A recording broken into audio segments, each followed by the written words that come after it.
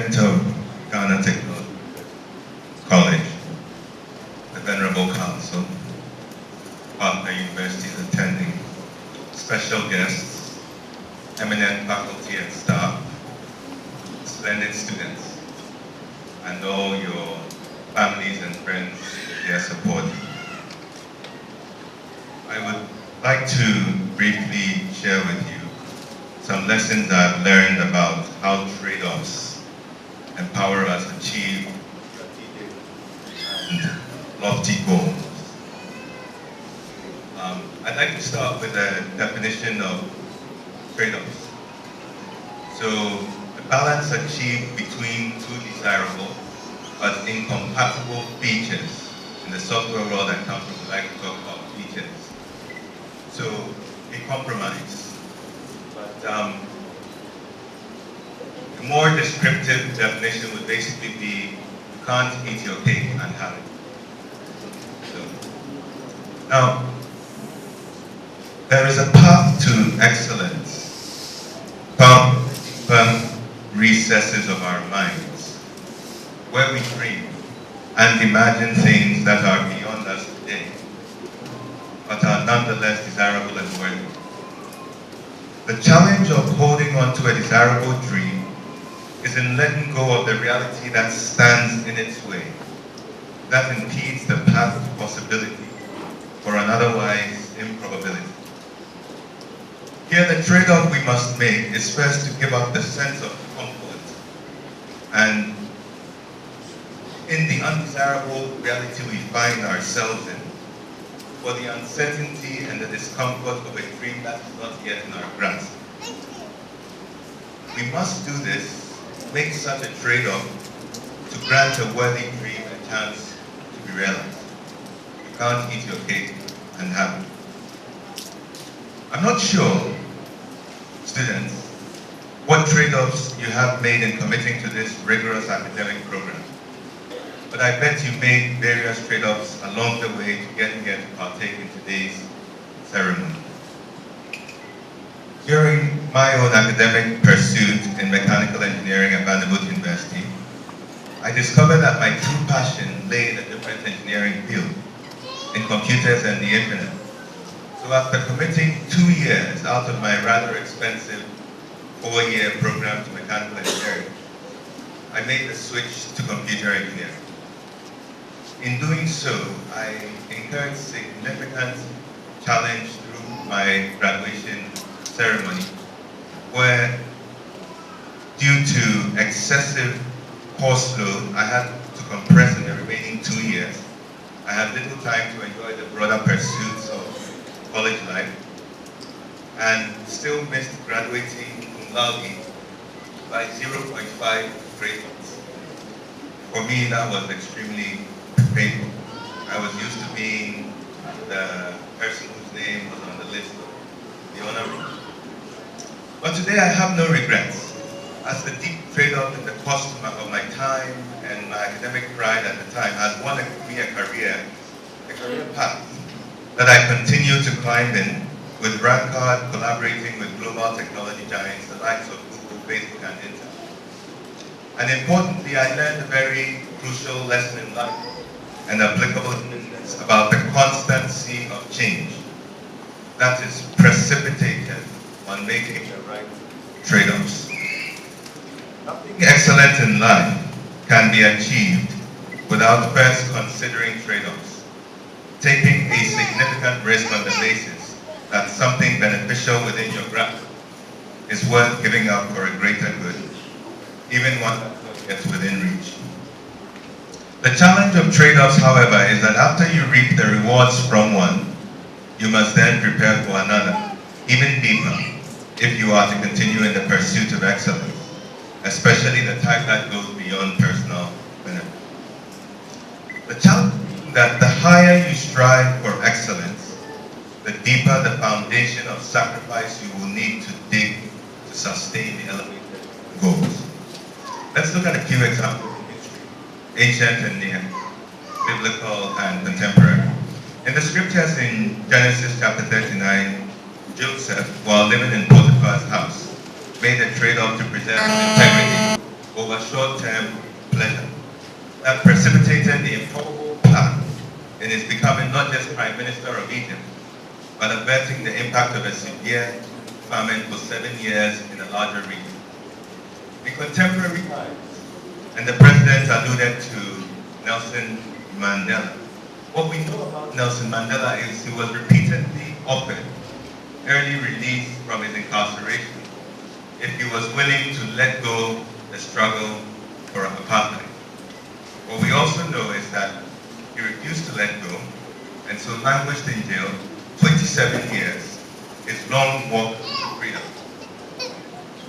However, let's also note that the strength that spurred his great trade-off was not born of just personal gain, but of what he would leave to generations after himself. What trade-offs are we called to make today?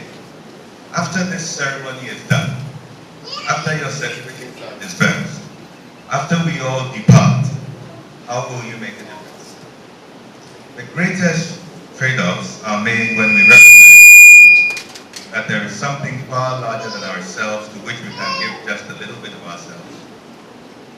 Often trade-offs involve delayed gratification, like staying up to study and prepare for a difficult exam or project when you could otherwise do nothing. Let's make this practical now. If you're a doctor, a surgeon, then from time to time you might be faced with a trade-off of a decapitated limb versus a potential life lost.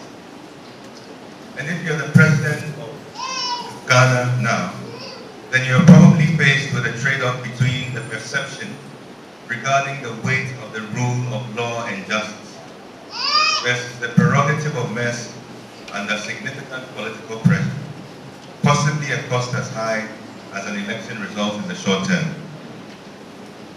So what trade-offs do you need to consider as you march out of the bubble, that is GTUC, out of the context of structured academic pursuit to an environment of lightly veiled and sometimes deliberately constructed chaos?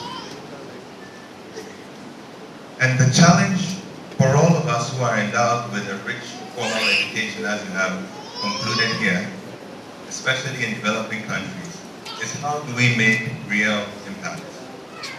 Again, I must repeat my refrain that unless we are willing to identify and engage the real trade-offs that may constitute short-term pain to achieve long-term gain, we will barely make a dent in our society. In my own case in leadership in Rankat, my co-founder and I committed ourselves up front to integrity. And very early advisors warned but encouraged us that it was a good path in the long term, but certainly would be delayed gratification. And we would need to ensure utmost excellence to overcome the gap versus all the opportunities we must forego for our unwillingness to compromise and grease the system. What we learned was that we would have to leave a lot on the table. But eventually, if we were excellent in the few opportunities in hand, such that our work and our abilities truly stood out, we would eventually be called upon wherever truly excellent work in our field was sought after.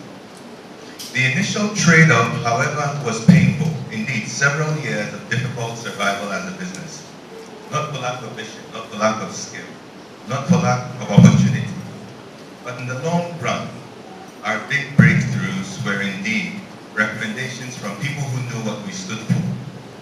Today, our core values in Rankat deeply reflect our experiences: excellence, integrity, reliability. The trade-offs for earning these stripes, however, have and continue to run deep. For excellence, constant learning, constant innovation, never resting on our laurels. For integrity, constant restraint, constant measurement, consistent compliance. For reliability, we've gone as far as paying back customers in scenarios where we have service short of our service level agreements.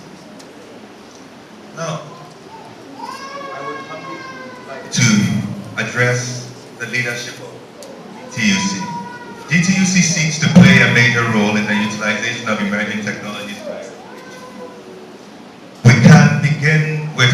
considering the alternative. That is, persisting educational systems that are not boosted by all the gains technology extends to us in our lives, our businesses, even in our church and worship services.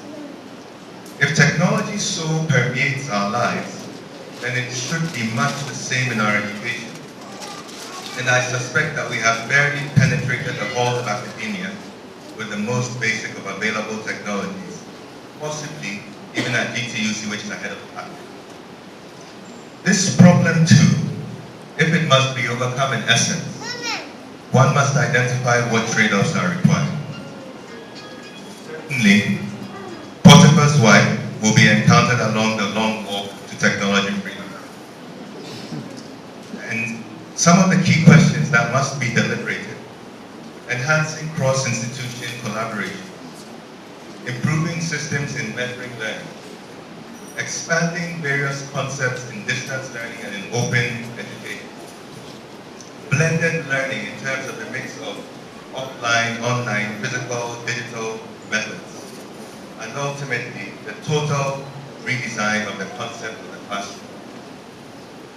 Each and all of these require certain trade-offs to achieve and customize for our purposes, not only in terms of financial cost, but changes in behavior, giving up the comfort of current experiences, orientation, etc., which the president, faculty, and leadership of this institution are clearly already grappling with and committed to.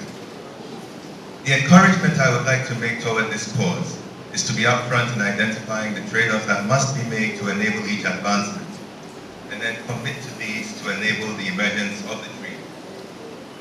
Because the deeper the foundation of the sacrifice in your trade-off, the higher the elevation of excellence to reap for yourself and for society.